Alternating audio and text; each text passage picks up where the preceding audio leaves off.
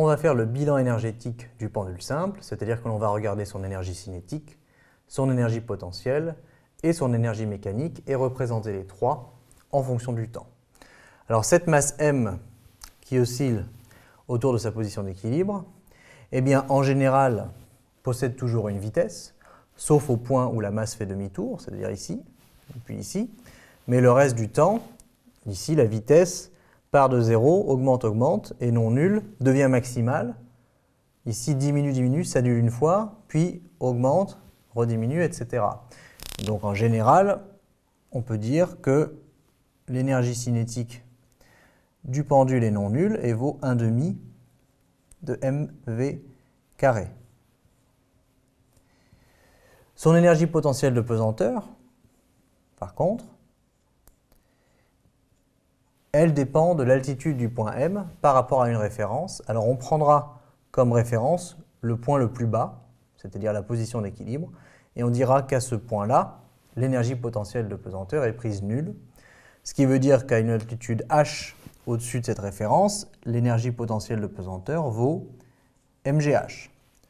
Simplement, comme h est un paramètre que l'on a introduit, il faut qu'on l'exprime en fonction de L et de θ, qui sont des grandeurs connues.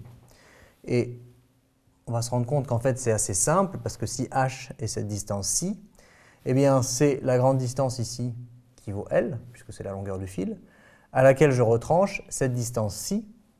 Et cette distance-ci, c'est facile à montrer, comme on a un triangle rectangle ici, qu'elle vaut L cosinus θ.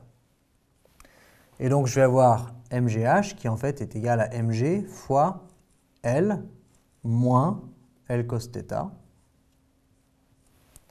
Et en général, on factorise par L, c'est-à-dire qu'on écrit mgL 1 moins cos θ.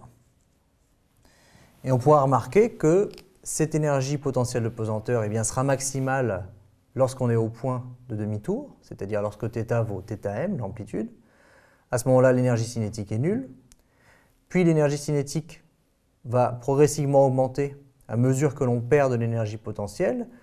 Ici, l'énergie potentielle de pesanteur est nulle, mais l'énergie cinétique est maximale, puisque la vitesse est maximale. Et l'opposé se reproduit et le tout se répète au cours du temps. Donc il y a un échange entre l'énergie cinétique et l'énergie potentielle de pesanteur au cours du temps. Si on fait le graphique de l'énergie potentielle de pesanteur, en supposant que l'on ait pris la masse m, qu'on l'ait écartée d'un angle θm, et qu'on la lâche sans vitesse initiale, eh bien, l'énergie potentielle de pesanteur sera maximale à t égale 0, et on va constater qu'elle va diminuer jusqu'à s'annuler, puis elle va augmenter, puis diminuer jusqu'à s'annuler, puis augmenter, être maximale, etc., etc. Et ça, ce sera l'énergie potentielle de pesanteur au cours du temps.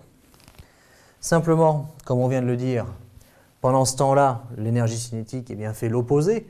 L'énergie cinétique de départ est nulle, puisqu'on lâche la masse sans vitesse initiale. Et puis, à mesure que la masse tombe et se rapproche de sa position d'équilibre, l'énergie cinétique va augmenter, va être maximale lorsque l'énergie potentielle de pesanteur est nulle, puis elle va diminuer, s'annuler, redevenir maximale, etc. Et donc on aura ici l'énergie cinétique. Et on voit bien qu'il y a un échange entre énergie cinétique et énergie potentielle de pesanteur au cours du temps. Et l'énergie mécanique, qui est définie comme la somme des énergies cinétiques et des énergies potentielles, eh bien ce sera EC plus énergie potentielle de pesanteur, c'est-à-dire 1/2 de mv carré plus mgl 1 moins cosinus θ. Et cette grandeur, en fait, va être constante puisque l'on a supposé que les oscillations de notre pendule sont non amorties.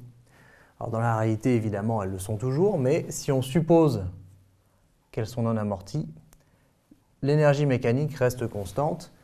L'énergie est transférée de cinétique à potentiel, etc. Et donc, si on représente l'énergie mécanique au cours du temps, eh bien, elle reste constante à cette valeur-ci.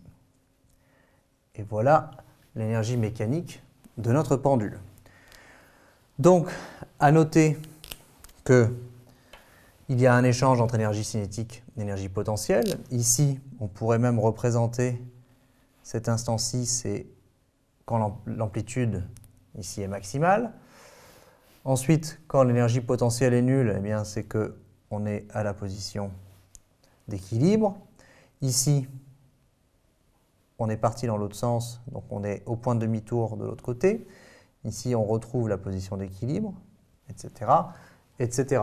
Et on a bien un mouvement oscillatoire du pendule qui correspond à ces transferts d'énergie au cours du temps. Donc à retenir, le pendule possède une énergie cinétique, une énergie potentielle, toutes les deux varient au cours du temps, mais leur somme, qui est égale à l'énergie mécanique, reste constante parce que l'on a supposé que les oscillations sont non amorties.